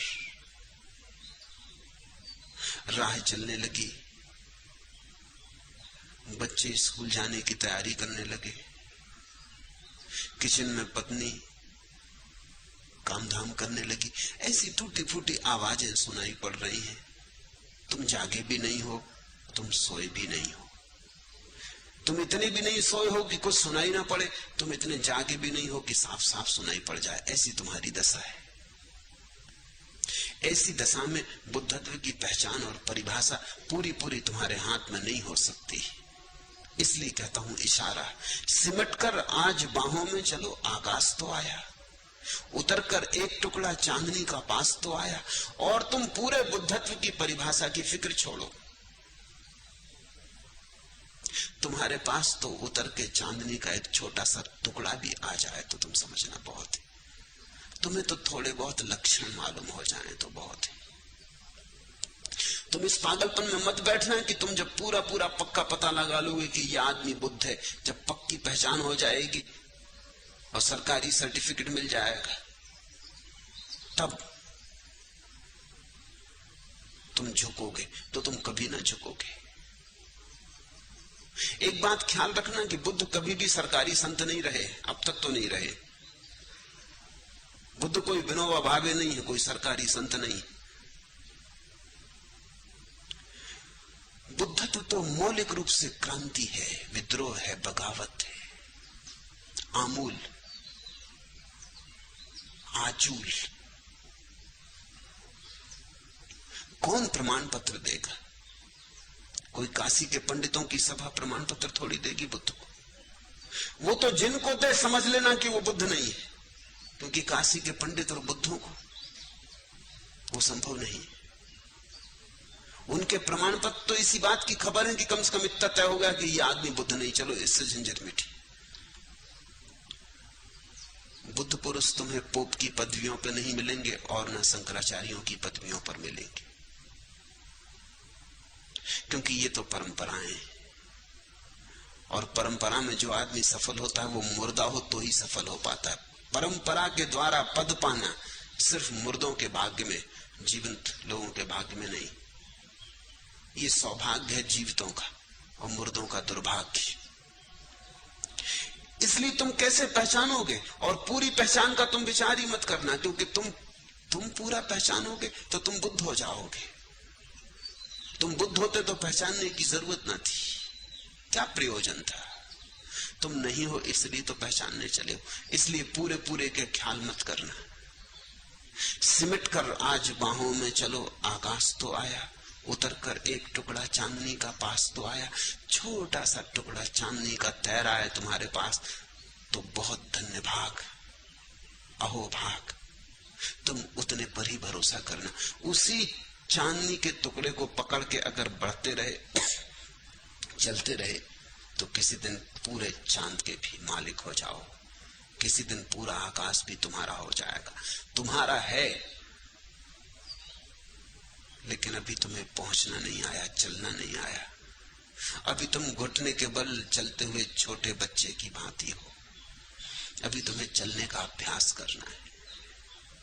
ठहरते थे जहां पर आंसुओं के काफिले, आकर अचानक उन किवाड़ों के किनारे हास तो आया। किसी व्यक्ति के पास तुम्हें जीवन के परम हास का थोड़ा सा भी स्वाद आ जाए तो संत उदास नहीं होंगे, बुद्ध पुरुष उदास नहीं होंगे। जिनको तुम देखते हो मंदिरों मस्जिदों में बैठे गुरु गंभीर लोग, लंबे चेहरों वाले लोग, बुद्ध पुरुष वैसे नहीं होंगे। बुद्ध पुरुष तो उत्सव है। बुद्ध पुरुष तो ऐसा है जिसमें अस्तित्व के कमल खिल गए। कहां उदासी, कहां लंबे चेहरे। बुद्ध पुरुष गंभीर नहीं। बुद्ध पुरुष के पास तो तुम्हें एक मृदु हास मिलेगा। हल्की हल्की हंसी, एक मुस्कुराहट, एक स्मित, एक उत्सव, एक आनंद भाव। ठहरते थे जहां पर आंसुओं के काफिले आकर अचानक उन किवाड़ों के किनारे हास तो आया। तो तुम्हारी आंसुओं से भरी आंखों और तुम्हारे कारागृह में दबे हुए चित्त के पास अगर तुम्हें कभी कोई एक स्मित, एक हास, एक उत्सव की झलक भी आ जाए तो छोड़ना मत उन चरणों को। उन्हीं चरणों के सहारे तुम परम मुक्ति और स्वातंत्र के आकाश तक पहुंच जाओगे। अभी तक पतझड़ों से ही हुआ था उम्र का परिचय, चलो वातायनों से फिर मलय वातास तो आया। अभी तक तो तुम्हारी पहचान पतझड़ थी से ही थी, पतझड़ और पतझड़ और पतझड़, ऐसा ही तुमने जाना था। तुम्हारे जीवन का राग आंसुओं और रुदन से भरा था। तुमने जीवन का कोई और अहोभाव का क्षण तो जाना नहीं था, नरक ही नरक जाना था। जिस किसी क्षण में किसी व्यक्ति के पास तुम्हें लगे चलो वातायनों से फिर मलय वातास तो आया, और तुम्हें ऐसे लगे कि हवा का एक झोंका आया, मलय वातास, शुभ्र, स्वच्छ, ताजा, स्वच्छ सुबह का मलया जल से चलकर, ताजा ताजा पहाड़ों से उतरकर, ऊंचाइयों से उतरकर, तुम्हारी नीचाइयों पर, तुम्हारी घाटियों में, तुम्हारे अंधेरे में एक हवा का झोंका जिसके पास अनुभव में हो जाए, समझना कि बुद्धत्व करीब है, कुछ घटा है। फिर दोहरा दूं ये इशारे, इशारों को बहुत जोर से मत पकड़ना, अन्यथा उनके प्राण निकल जाते।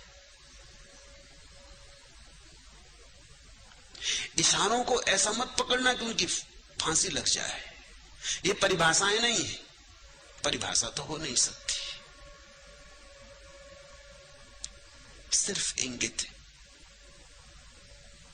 इंगित को बड़ी सहानुभूति, प्रेम से अपने भीतर डूब जाने देना। तो फिर बुद्ध पुरुष कितने ही भिन्न भिन्न हो, बुद्ध हो कि महावीर हो कि कृष्ण हो कि राम हो कि जरथुस कि मोहम्मद, कुछ फर्क ना पड़ेगा। कुछ बातें, अनंत का अनुभव उनके पास, शांति की प्रतीति उनके पास, ताजी हवा का झोंका उनके पास, चांदनी का एक टुकड़ा उनके पास। ये इशारे भी मैंने कविता से दिए, क्योंकि कविता को हृदय तक जाने की ज्यादा सुगमता है। जहां गद्य नहीं पहुंच पाता वहां पद्य प्रवेश कर जाता। गद्य के साथ तो तुम तर्क करने लगते हो, पद्य के साथ तुम तर्क नहीं करते, उसे तुम पी लेते हो, ज्यादा आसानी से पी लेते हो, वो गले से ज्यादा जल्दी उतर जाता है। पद्य में ये टुकड़े मैंने तुमसे कहे, इन्हें याद रखने की भी बहुत जरूरत नहीं है, बस इनका स्वाद तुम्हें लग जाए तो भूल चूक होगी नहीं। बुद्धत्व इतनी बड़ी घटना है कि पहचान में ना आए ये तो हो ही नहीं सकता। बुद्धत्व इतनी बड़ी घटना है कि अगर तुम जरा खुले मन के हुए और गए बुद्ध के पास तो तुम पहचान ही लोगे, परिभाषा के बिना पहचान लोगे। खतरा यही है कि लोग जाते ही नहीं। लोग इतने डरते हैं कि अगर गए तो कहीं फंस ही ना जाए, इसलिए जाते ही नहीं, दूर ही रहते, ऐसी झंझट में नहीं पड़ते। अगर तुम पास गए किसी बुद्ध पुरुष के तो तुम पहचान ही लोगे। ये हो कैसे सकता है कि तुम ना पहचानो। ये भी हो सकता है कि अंधे को सूरज दिखाई ना पड़ता हो, लेकिन सुबह जब सूरज की धूप फैलती तो अंधे को उसका तो स्पर्श होगा, उष्मा तो अनुभव होगी, उत्ताप तो अनुभव होगा। ये तो अंधे को भी पता चलेगा कि रात गई, पक्षी गीत गाने लगे, प्रभात की प्रभाती शुरू हो गई। ये तो अंधे को भी पता चलेगा कि अभी सब सन्नाटा था, सब सोया था, सब मुर्दा पड़ा था, अब फिर पुनरुज्जीवित हो गया, फिर गुनगुनाहट है। सूरज चाहे दिखाई ना पड़े, लेकिन सूरज के ताप, उष्मा तो प्रतीत होगी, वो तो अनुभव में आएगा। अंधे को भी सूरज की प्रतीति तो होती। अंधा भी जानता है कब रात हो गई, कब दिन हो गया। माना कि तुम अभी भीतर की आंख वाले नहीं, लेकिन बुद्ध पुरुष के पास जाओगे तो ये मलयाचल से आती हवा का टुकड़ा तुम्हें स्पर्श करेगा। तुम इसमें नहा जाओगे, तुम ताजे हो आओगे। ये चांदनी का टुकड़ा तुम पे बरस जाएगा, तुम अपूर्व रस में विमुक्त हो जाओगे। ये काव्य बुद्ध के अस्तित्व का तुम्हारे भीतर कोई धुन बजाने लगेगा। ये बुद्ध की वीणा तुम्हारे भीतर कानाफूसी करेगी। तुम परिभाषाओं की फिक्र छोड़ो, पास जाने की हिम्मत जुटाओ। परिभाषाएं पंडितों के लिए छोड़ दो, खोजियों के लिए परिभाषाओं से काम नहीं चलता। खोजी को अनुभव चाहिए, और अनुभव सामीप्य से मिलता है, सत्संग से मिलता है। हर पत्ते पर है बूंद नई, हर बूंद लिए प्रतिबिंब नया। प्रतिबिंब तुम्हारे अंतर का अंकुर के उर में उतर गया। भर गई स्नेह की मधु गगरी, गगरी के बादल बिखर गए। जब तुम आओगे, किसी बुद्ध पुरुष के निकट झुकोगे, तो तुम पाओगे सब नया हो गया। अब तक सब पुराना था, जराजीर्ण खंडहर जैसा, सड़ा गला, बदबू से भरा, कूड़ा करकट, कचरे का ढेर। हर पत्ते पर है बूंद नई।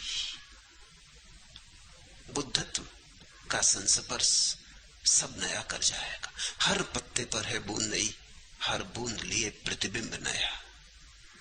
प्रतिबिंब तुम्हारे अंतर का अंकुर के ओर में उतर गया। भर गई स्नेह की मधु गगरी, गगरी के बादल बिखर गए। और तुम एक अपूर्व घटना अनुभव करोगे। तुम जो सदा प्रेम से रिक्त थे, तुम्हारे स्नेह की गगरी भी भर गई। न केवल भर गई, बह गई, फूट पड़ी, लुटने लगी। न केवल तुम प्रेम से भर गए, बल्कि तुमसे प्रेम की धाराएं औरों के तरफ भी विस्तीर्ण होनी शुरू हो गई। जिस व्यक्ति के संस्पर्श में तुम्हारे भीतर प्रेम जग जाए, जानना कि बुद्धत्व घटा है। जिस व्यक्ति के संस्पर्श में तुम्हारे भीतर इतना प्रेम जग जाए कि न केवल तुम उसे संभाल ही ना पाओ, तुम लौटाने लगो, तो समझना कि बुद्धत्व का महाक्रांति घटित हुई। बुद्धत्व का सूर्य उगा है। चौथा प्रश्न, प्रथम और अंतिम स्वतंत्रता के बीज रूप को कृपा करके हमें कहिए। फिर बीज रूप में ही कहता हूं। स्वतंत्रता का प्रथम और अंतिम सूत्र छोटा सा है, इतना सा ही है कि तुम स्वतंत्र हो, कुछ करना नहीं।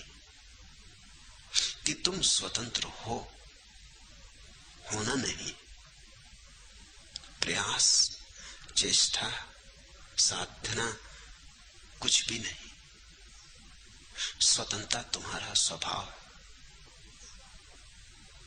स्वतंत्रता है ही। तुम जीना शुरू करो।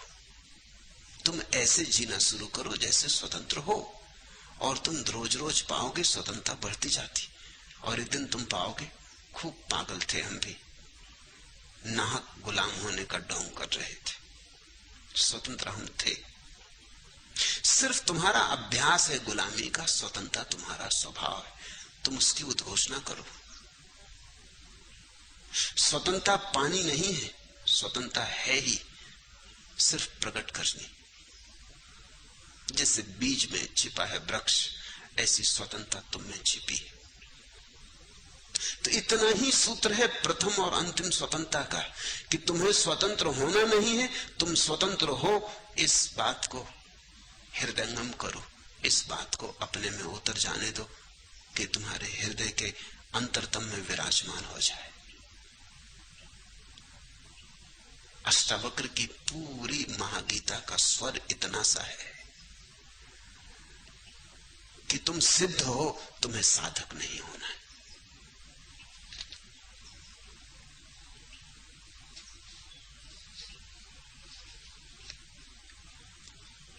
छठवां प्रश्न, आप हमें अनेक अनेक बहानों से, अनेक अनेक आयामों से जीवन बोध दे रहे, पर वह रोज रोज और अबूझ रहस्य में आश्चर्यजनक होता जा रहा है। क्या जीवन के विराट होने, जीवन के अनंत होने, जीवन के नित्य नूतन होने का अभिप्राय यही है? कृपा करके हमें कहें। जीवन रहस्य है, तो जितना जितना तुम जानोगे उतना उतना रहस्यपूर्ण हो जाए। तुम इस ख्याल में मत रहना कि जीवन को जान लोगे तो रहस्य समाप्त हो जाएगा, ऐसा मत मान लेना। साधारणता लोगों को यही ख्याल है कि जिस बात को जान लिया उसमें रहस्य समाप्त हो जाता है। विज्ञान की यही धारणा है कि जिस बात को जान लिया उसमें फिर कोई रहस्य नहीं। विज्ञान रहस्य घातक है और बड़ा खतरनाक है। विज्ञान के कारण ही संसार से आश्चर्य भाव खो गया है। लोग किसी चीज से आश्चर्यचकित नहीं है। जर्मन कवि गैटे ने लिखा है कि यहां एक एक चीज आश्चर्यजनक है, पर हम न मालूम कैसे जड़ है कि हमें किसी बात में कोई आश्चर्य नहीं मालूम होता।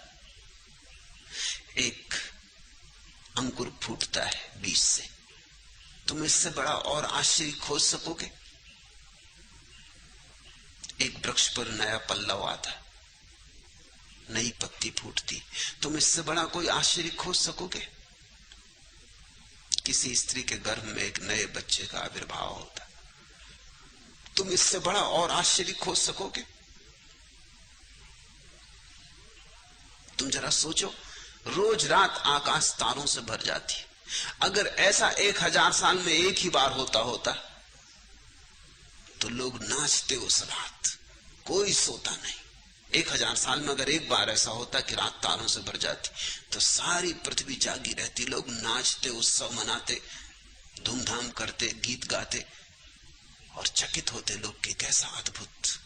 और रात रोज तारों से भरती, कोई नहीं नाचता। रोज के कारण, परिचित होने के कारण तुम आश्चर्य को अनुभव नहीं करते हो। तुम अगर गौर से देखोगे तो जीवन सब तरफ आश्चर्य ही आश्चर्य है, रहस्य ही रहस्य। लेकिन विज्ञान बड़ा रहस्य घाती, वो रहस्य का दुश्मन है। और विज्ञान ने लोगों के जीवन को बड़े दुख से भर दिया, क्योंकि जहां रहस्य समाप्त हो गया वहां जीवन का काव्य नष्ट हो जाता है। जहां जीवन का काव्य नष्ट हुआ वहां जीवन का धर्म नष्ट हो जाता है। जहां जीवन से धर्म नष्ट हुआ वहां जीवन में कुछ अर्थ नहीं बचता। एक व्यर्थ कथा किसी मूर्ख के द्वारा कही हुई, शोरगुल बहुत, अर्थ कुछ भी नहीं। रहस्य ही प्रभु का पदचाप है। यहां जो मैं कह रहा हूं ये कोई रहस्य को नष्ट करने के लिए नहीं। यहां तो जो कहा जा रहा है उससे तुम रहस्य के प्रति जागो, खूब जागो, जागते ही चले जाओ और रहस्य बड़ा होता चला जाए। यही धर्म और विज्ञान का फर्क है। धर्म का जानना ऐसा जानना है जिससे रहस्य समाप्त नहीं होता और रहस्यपूर्ण और रसमय हो जाता है। तुम्हारा अहोभाव बढ़ता जाता है। विज्ञान रहस्य को नष्ट कर देता है, धर्म रहस्य पर पड़ी हुई धूल को झाड़ता है और रहस्य को पुनः पुनः ताजा करता है। तो मैं जो यहां कह रहा हूं तुमसे, रहस्य बढ़ाने को, तुम्हें रहस्यवादी बनाने को, तुम्हें बनाना है रहस्य के जगत में डूबे हुए अपूर्व जन, जिनका रोआ रोआ रहस्य से भरा है, रोमांचित है। बात इतनी सी कहानी हो गई, एक चूनर और धानी हो गई। गंध ले जाती बिना मांगे हवा, देह जब से रात रानी हो गई। उम्र अचानक हीर हो गई, निर्धन नजर अमीर हो गई। एक दस्तूर किया तुमने, प्यार मशहूर किया तुमने। कांच का रूप तराश दिया, एक कोहनूर किया तुमने। सहरा को सागर, सूखी नदी को पूर किया तुमने। पिलाकर प्राणों को मदिरा, नशे में चूर किया तुमने। बात इतनी सी कहानी हो गई, एक चूनर और धानी हो गई। यहां तो काम जो है वो रंगरेज का है, यहां तो चूनर रंगनी और धानी। यहां तो काम मधु पिलाने का, ये तो मधुशाला है। आश्रम शब्द से तुम धोखे में मत पड़ना, ये शब्द तो सिर्फ लोगों को धोखा देने के लिए। यहां तो एक मधुशाला है। पिलाकर प्राणों को मदिरा, नशे में चूर किया तुमने। बात इतनी सी कहानी हो गई, एक चूनर और धानी हो गई। रंगना है तुम्हारी चूनर को रहस्य के अनंत अनंत रंगों में। रंगना है तुम्हारे प्राणों को रस के नए नए आयामों में। नई नई भाव भंगिमाएं तुम में उदित हो, नए नए मंदिरों के शिखर तुम में उठे। नए गीतों का जन्म हो, नए नृत्य तुम नाचो, नई वीणाएं तुम बजाओ। नित्य नूतन तुम खोजो, और जितना खोजो उतना ही पाओगे और खोजने को हो गया मौजूद। जितना खोजो उतना खोज बढ़ती जाए, खोज कभी अंत पर ना आए। यात्रा सिखाता हूं मैं, मंजिल तो बहाने है। मंजिल की बात करता हूं ताकि तुम दौड़ो, ताकि तुम चलो। मजा तो यात्रा का ही है, यात्रा ही मंजिल है। बात इतनी सी कहानी हो गई, एक चूनर और धानी हो गई। गंध ले जाती बिना मांगे हवा, देह जब से रात रानी हो गई। तुम्हारे जीवन में खिले फूल, तुम्हारा अंतर कमल खिले। ये कमल तुम्हें ज्ञानी नहीं बना जाएगा, ये कमल तुम्हें परम अज्ञानी बना जाएगा। तुम निर्दोष बालक की भांति हो जाओगे, छोटे बच्चे की भांति जो सागर के तट पर शंख बीनता, सीप बीनता, रंगीन पत्थर बीनता, और हर रंगीन पत्थर को ऐसे संभाल के रखता है जैसे कोहिनूर हीरा हो। बड़े बूढ़े समझाते हैं कि फेंक, पत्थर कहां ढो रहा है, ये बोझ क्यों लिए चल रहा है, ये कचरा क्यों इकट्ठा कर रहा है। छोटे बच्चे को समझ में नहीं आता कि तुम किस चीज को कचरा कह रहे हो। इन रंगीन पत्थरों को, इन अपूर्व पत्थरों को, इन सीप शंखों को। जब तुम्हारे भीतर का कमल खिलेगा फिर तुम दोबारा बच्चे हो जाओगे, और अब की बार ऐसे बच्चे होगे जो फिर कभी बूढ़ा नहीं होता। ये अंतर का जन्म होगा। गंध ले जाती बिना मांगे हवा, देह जब से रात रानी हो गई। उम्र अचानक हीर हो गई, निर्धन नजर अमीर हो गई। एक दस्तूर किया तुमने, प्यार मशहूर किया तुमने। कांच का रूप तराश दिया, एक कोहनूर किया तुमने। सहरा को सागर, सूखी नदी को पूर किया तुमने। पिलाकर प्राणों को मदिरा, नशे में चूर किया तुमने। आकांक्षा यही है यहां कि तुम नाच सको, और ये नाच कृत्रिम ना हो, ये नाच हार्दिक हो, स्वस्फूर्त हो। ये नाच ऐसा ना हो जैसा कि नर्तक का होता है, ये नाच ऐसा हो जैसे मीरा का था, चैतन्य का था। ये नाच कोई अभ्यास ना हो, ये तुम्हारी सहज तरंग हो। तुम तरंगी बनो, लहरी बनो, तुम मदमस्त बनो, तुम पर एक मस्ती का आलम छा जाए। इसकी चेष्टा चल रही, इसलिए रहस्य को घटेगा नहीं, रहस्य को घटाना नहीं, रहस्य को महारहस्य बनाना है, महारहस्य को परम आत्यंतिक रहस्य बनाना है जो कभी हल होता ही नहीं। जो हल हो जाए वो बात धर्म की नहीं, जिसका अंत आ जाए वो बात सत्य की नहीं। जो चुक जाए वो अस्तित्व नहीं, ये अस्तित्व तो चुकता नहीं। यहां एक शिखर तुम चढ़े और सोचते थे कि बस अब आ गई मंजिल, कि जब तुम शिखर चढ़ जाते हो पाते हो और बड़ा शिखर सामने प्रतीक्षा कर रहा है। सोचते हो चलो और थोड़ी यात्रा है, इसे और गुजार लो, लेकिन जब तुम नए शिखर पर पहुंचते तो और बड़ा शिखर नई चुनौती बनकर खड़ा है। शिखर पर शिखर है और द्वार पर द्वार और रहस्य पर रहस्य, इनका अंत नहीं। परमात्मा इसी अर्थों में तो अनंत है। धरणी पर छाई हरियाली, सजी कली कुसुमों से डाली, मयूरी मधुवन मधुवन नाच, मयूरी नाच मगन मन नाच, समरण सौरभ सरसाता, घुमड़ घन मधुकण बरसाता, मयूरी नाच मदिर मन नाच, मयूरी नाच मगन मन नाच। तुम नाच सको मयूर जैसे। और प्रभु के मेघ तो सदा ही घिरे, आषाढ़ तो सदा ही मौजूद है। तुम फुदक सको, तुम पुलकित हो सको, इसकी चेष्टा चल रही है। यहां मैं तुम्हें धार्मिक बनाने में उत्सुक नहीं हूं,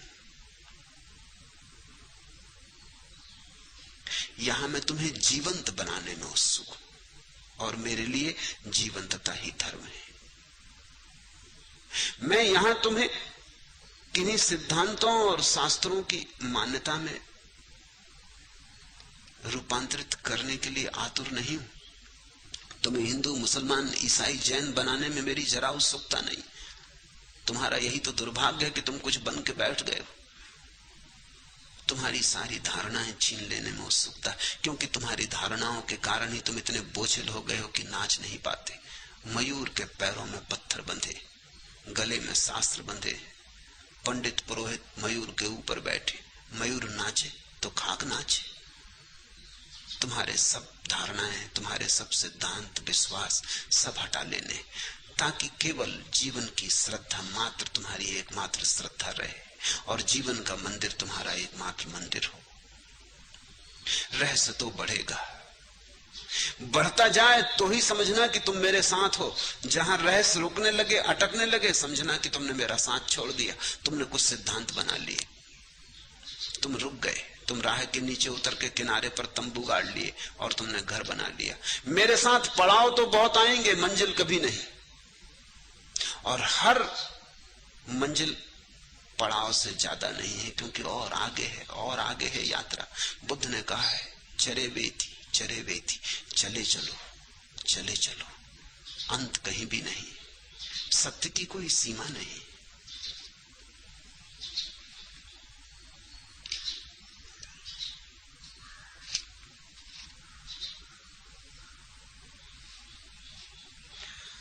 नए का स्वागत करते चलो। रोज रोज नया सूरज उगेगा, रोज रोज नए भावों के स्वाद तुम्हें दूंगा, उसका स्वागत करते चलो। जिसके स्वागत में नभने बरसा दी है जोहनियां सभी, और बढ़ने छाए बिछा डाली है, वह तू ऊषा मेरी आंखों पर तेरा स्वागत है। पत्तों की श्यामता के द्वीप डुबोते हुए हुस्न हिना के गंध ज्वार सी, हरित श्वेत जो उदय हुई है, वह तू ऊषा मेरी आंखों पर तेरा स्वागत है। वेद में ऊषा के बड़े स्तुति गान, सुबह के बड़े गीत हैं। वे नए के स्वागत में गाए गए गीत हैं। ऊषा की प्रशंसा में जो कहा गया है, वो जो नित्य नूतन है, उसकी प्रशंसा में कहा गया है। ऊषा तो प्रतीक है, सुबह तो प्रतीक है नए का, नई कौपल का, नए वसंत का, नए रहस्य का। तुम रोज रोज सूरज को, नए सूरज को उगते देखकर पुनः पुनः उसका स्वागत कर सको, और पुनः पुनः नए नए आविष्कार कर सको रहस्य के। जहां कल चूक गए थे वहां आज ना चूको, जहां आज चूक गए थे वहां फिर कल न चूको। और इतना है रहस्य कि तुम उघाड़ते जाओ, उघाड़ते जाओ, उघाड़ते जाओ, तुम कभी उघाड़ तो नहीं पाओगे। परमात्मा को जानने का यही अर्थ होता है। उतर गए उसमें, डुबकी लगा ली उसमें। एक किनारा छूट जाता है, दूसरा किनारा कभी मिलता नहीं। मझधार में ही नौका रहती सदा, इसलिए गति है, गत्यात्मकता है, गंतव्य कोई भी नहीं। मैं तुम्हारी तकलीफ भी जानता हूं। तुम गंतव्य में उत्सुक हो, मैं गति में उत्सुक हूं। मेरी तुम्हारी बड़ी तालमेल है नहीं। तुम उत्सुक हो कि जल्दी पहुंच जाएं, अब और कितनी देर लगेगी। मैं उत्सुक हूं कि तुम चलने में मजा लेने लगो, पहुंचने का रस छोड़ दो।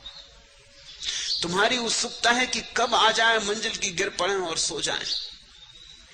मेरी उत्सुकता है कि मंजिल कभी ना आए, ताकि तुम अब कभी सो ना पाओ।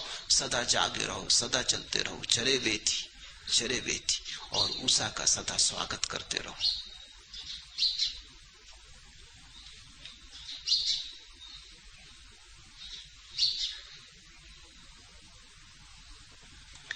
प्रभु तो रोज रोज आता, बहुत रूपों में आता। कभी किसी पक्षी के स्वर से, कभी हवा का झोंका गुजरता वृक्षों से उसमें, कभी किसी बादल के टुकड़े में ठहराता, कभी सूरज की किरणों में,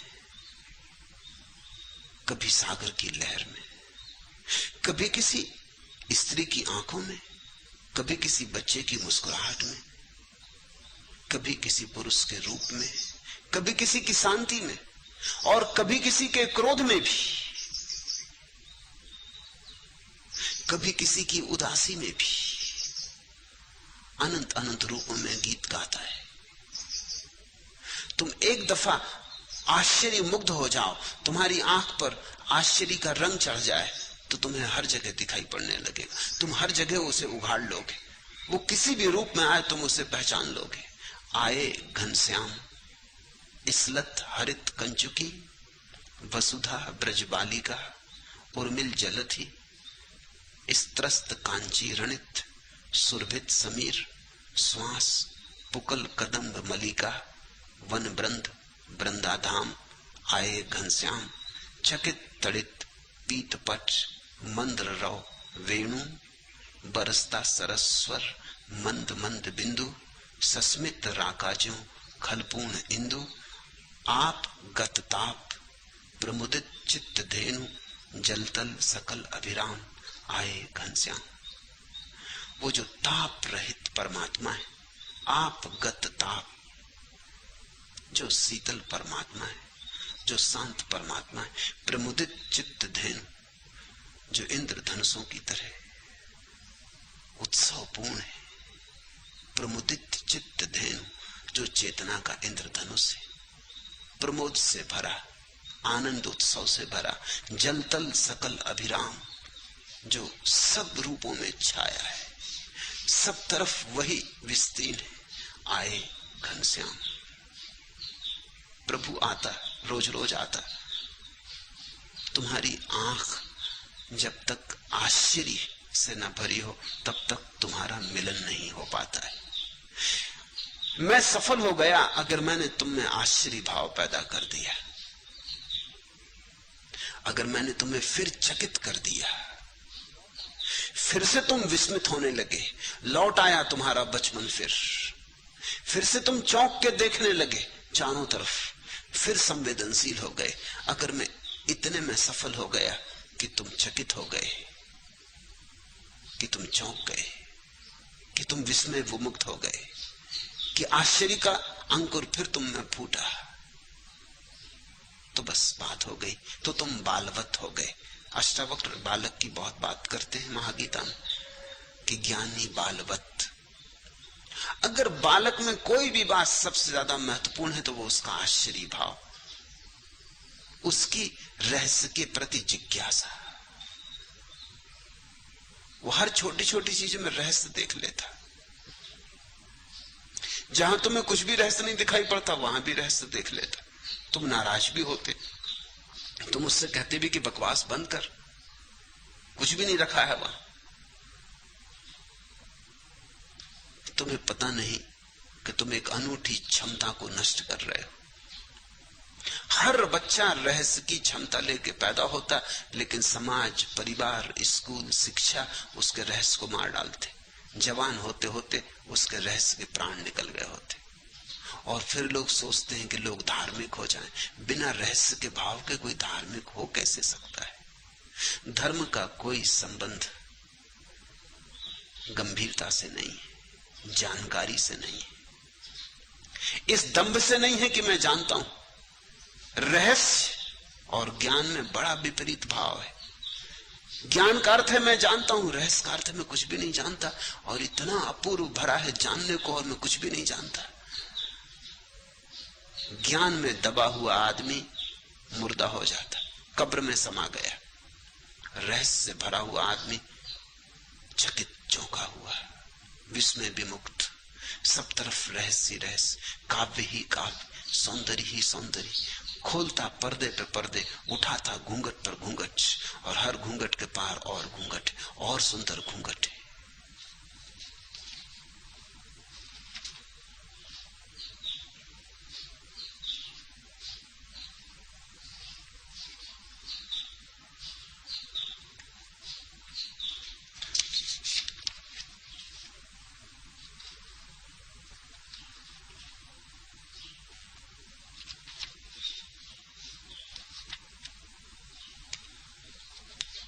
सातवां प्रश्न, आपने कहा कि बुद्ध पुरुष सर्वसा तथाता में जीते, यानी जगत जैसा है वैसा ही उन्हें स्वीकार है, वे उससे रत्ती भर भी अन्यथा नहीं चाहते।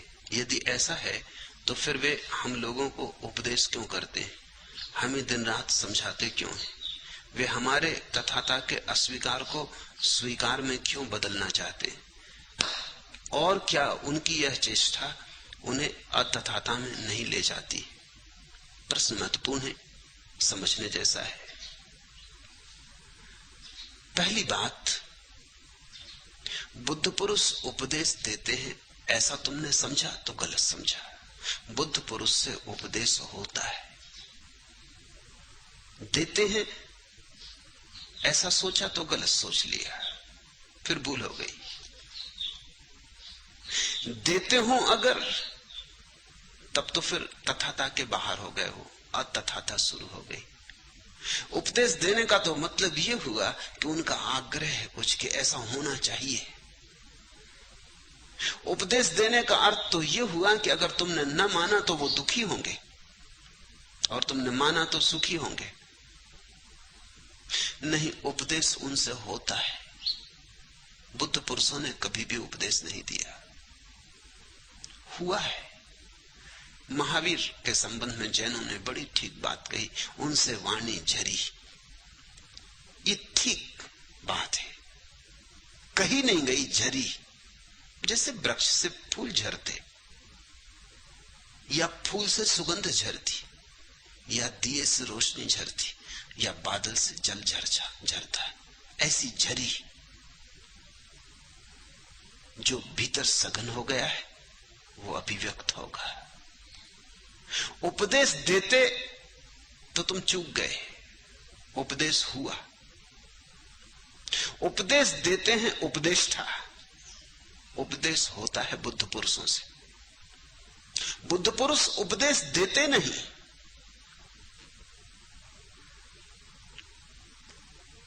अगर बुद्ध पुरुष उपदेश को रोके तो तथाता के बाहर होंगे।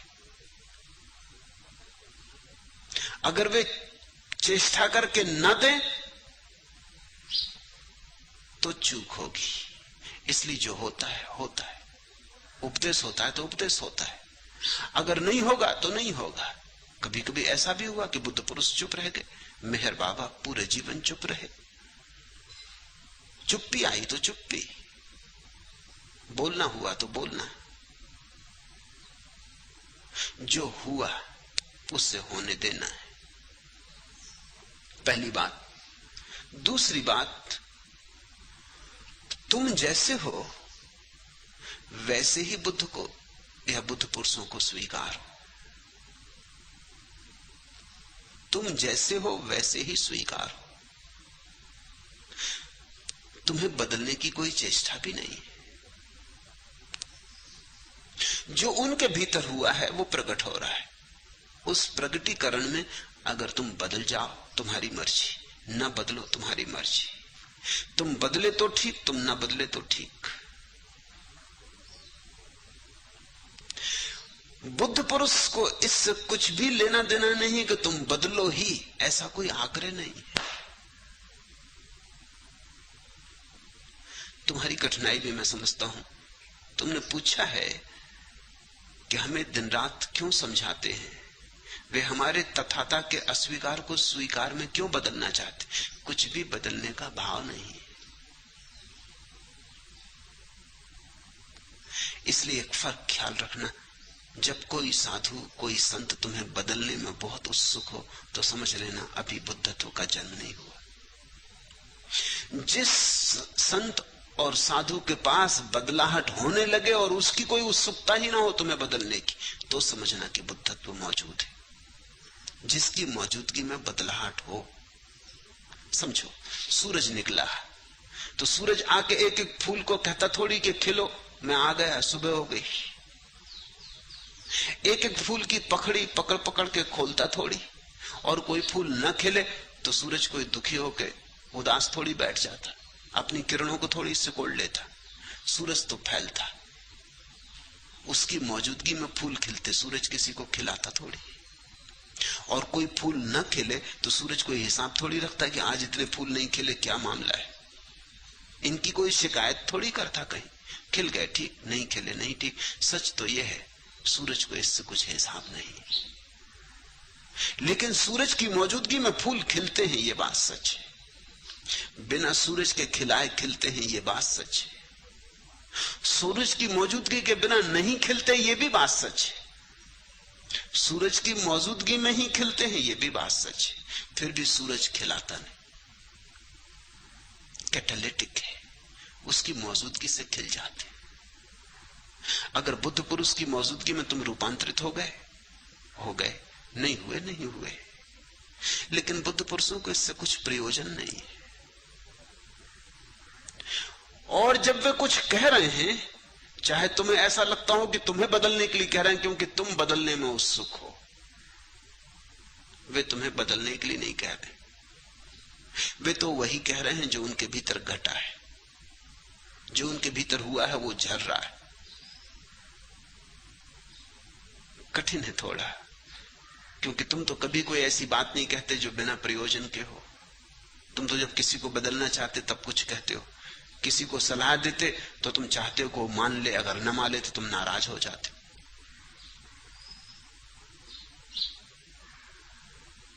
मान ले तो तुम्हारे अहंकार को तृप्ति मिलती है, न माने तुम्हारे अहंकार को चोट लगती कि मेरी सलाह नहीं मानी तब देख लूंगा।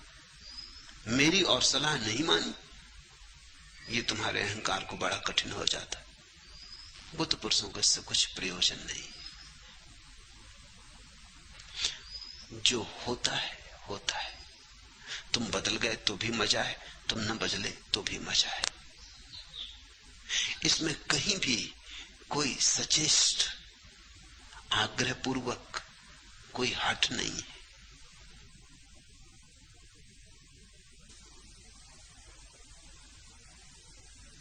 हमारे तथाता के अस्वीकार को स्वीकार में क्यों बदलना चाहते? तुम्हारी तरफ से जो दिखाई पड़ रहा है उसे तुम बुद्ध पुरुषों की तरफ से मत थोपना। तुम्हारी तरफ से जो दिखाई पड़ रहा है वो तुम्हारी दृष्टि। ज़ैन फकीरों में कहावत है कि बुद्ध कभी नहीं बोले। बुद्ध 40 साल बोले, निरंतर बोले। और ज़ैन फकीरों में कहावत है कि बुद्ध कभी नहीं बोले। रिमझाई से किसी ने पूछा कि बात बड़ी अजीब है, ये शास्त्र रचे हैं इसी मंदिर में बुद्ध के वचनों के, इतना बोले और यही इन्हीं शास्त्रों को पढ़ते हैं आप और इन्हीं शास्त्रों को नमस्कार भी करते हैं। और रोज सुबह आप ये भी कहते हैं कि बुद्ध कभी नहीं बोले। और रिमझाई ने कहा कि दोनों बातें सच है, बोले बोले भी और नहीं भी बोले, जहां तक हमारा संबंध बोले, जहां तक उनका संबंध नहीं बोले। हमने तो सुना इसलिए हमने शास्त्र इकट्ठे किए, इसलिए तो बुद्ध पुरुषों ने कुछ लिखा नहीं। फूल सुगंध के संबंध कुछ लिखते थोड़ी, सुगंध झरती तो झरती। बुद्ध पुरुष बोले, तुम्हारी मौजूदगी में कुछ उनसे झरा, तुम्हारी प्यास ने कुछ उनके भीतर से खींच लिया, तुम्हारी आतुरता ने कुछ उनसे बुलवा लिया। बोले ऐसा नहीं, बुलवा लिया, सहज स्फूर्त हुआ। अपनी तरफ से तो बोले ही नहीं। मैं तुमसे रोज बोल रहा हूं, मैं तुमसे कह देता हूं, भूल के भी मत सोचना कि मैं कभी बोला। तुमने सुना ये सच, मैं नहीं बोला। इसलिए मेरी कोई आतुरता तो नहीं कि तुम बदल जाओ। मेरे पास लोग आते हैं, क्योंकि इस देश में तो साधु संतों की बड़ी आतुरता रहती है। महात्मा का मतलब ही है तो सभी के पीछे लगा है कि बदलो, ऐसा खाओ, ऐसा पियो, ये मत पियो, ये मत खाओ, इतने बजे सो, इतने बजे उठो। महात्मा का तो मतलब ही है जो लाठी लगा के लोगों के पीछे पड़ा है और बदल कर रहेगा। महात्मा का तो मतलब ही है कि जो तुम्हें चैन से न रहने दे। तुम चाय पियो तो चाय न पीने दे, कॉफी पियो तो कॉफी न पीने दे, कुछ भी न करने दे। तुम्हें इस तरह बांध दे कि तुम्हारा जीवन दुभर हो जाए। और अगर तुम जीना चाहो तो पाप अनुभव मालूम हो, और अगर तुम उसकी मानो तो जीवन खोने लगे।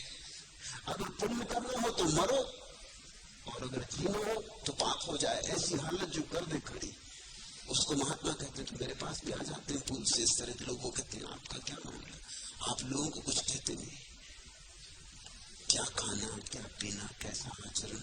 उनसे कहता कि लोग जाने, लोगों का आचरण, लोगों की चिंता वो समझे। मुझे जो हुआ है वो मुझसे झड़ रहा है, उससे कोई सीख ले, समझ ले, न समझे न समझे, मैं दोनों हालत में राजी। मेरे मन में जरा भी निंदा नहीं है और जरा भी स्तुति नहीं है। उनको बहुत कठिनाई होती है, क्योंकि वो चाहेंगे कि मैं भी लोगों के पीछे पड़ जाऊं, उनको सताऊं, उनको अपराधी सिद्ध करूं, लोगों को कष्ट देने में बड़ा रस आता। तुम्हारे महात्मा बड़े दुखवादी, सैडिस्ट, सताओ लोगों को। जरा भी कहीं रस ले रहे हो, जरा भी हंस रहे हो तो रोक लगा दो। कोई हंस न सके, कोई प्रसन्न न हो सके, सारे जीवन की खुशी छीन लो। नहीं, यहाँ मुझे कोई भी प्रयोजन नहीं। मैं अपूर्व आनंदित हुआ हूँ उस आनंद से जो झर रहा है।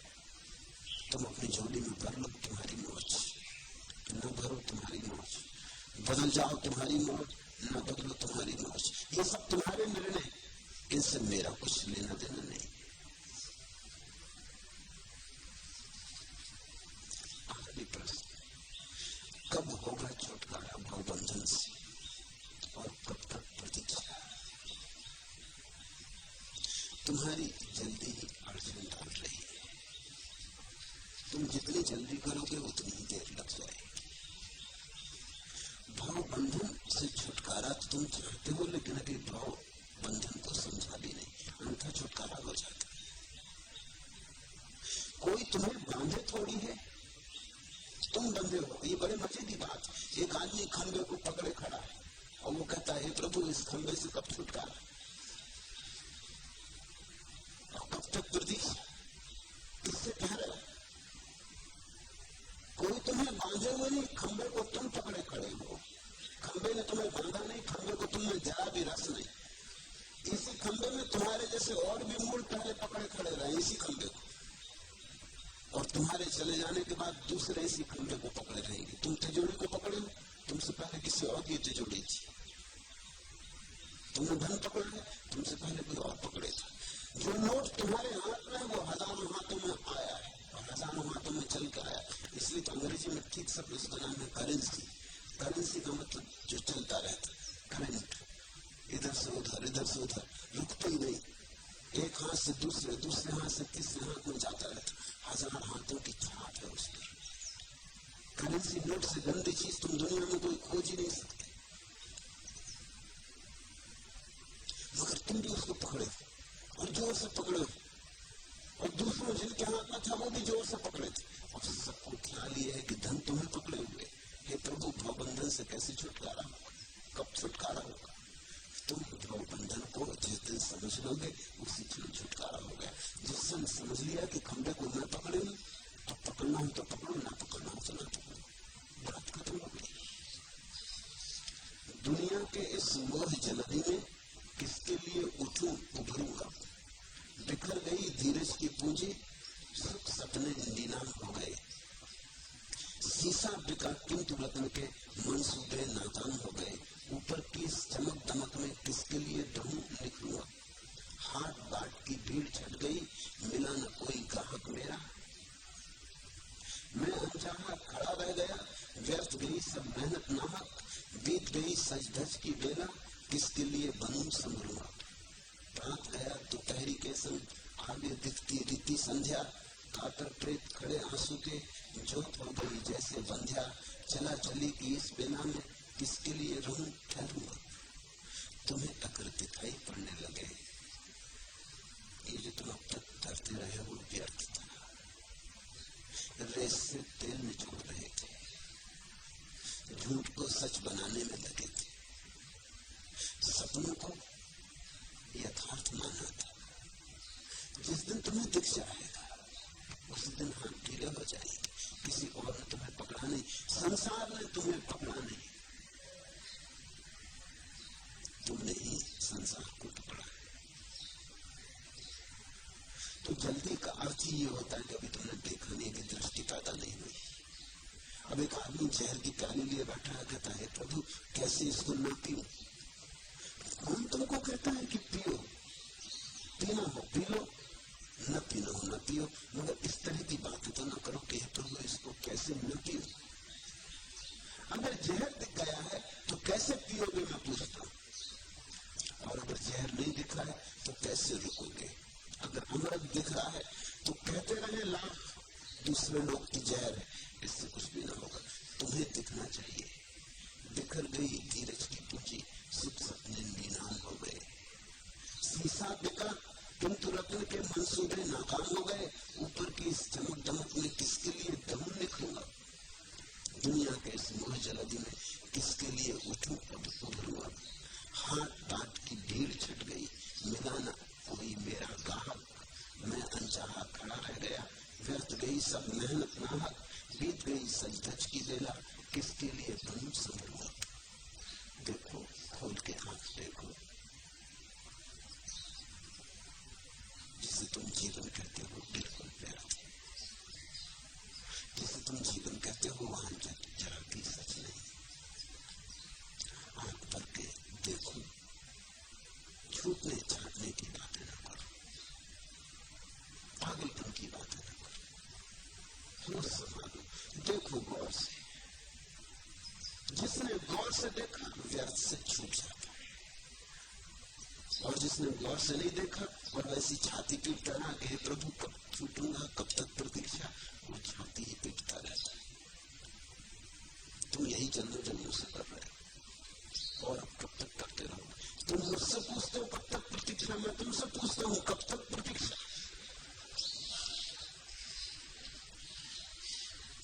आज इतना।